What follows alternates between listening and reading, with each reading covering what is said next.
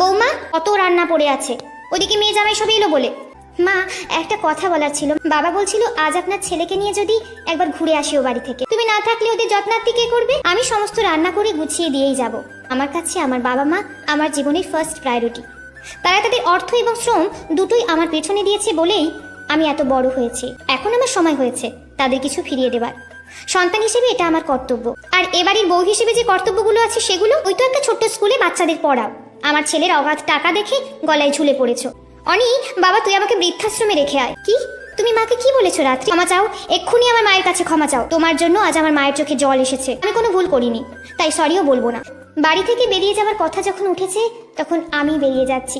আপনি কেন যাবেন? এই বিনা মাইনের কাজের মেয়েকে যদি দরকার হয় ডেকে পাঠিও। আজ বরং আসি। বর্তমানে এমন অনেক রাত্রি আছে যারা শত যন্ত্রণা সহ্য করে শ্বশুরবাড়িতে থেকে যায়, কারণ তাদের কোনো যাওয়ার জায়গা নেই বলে।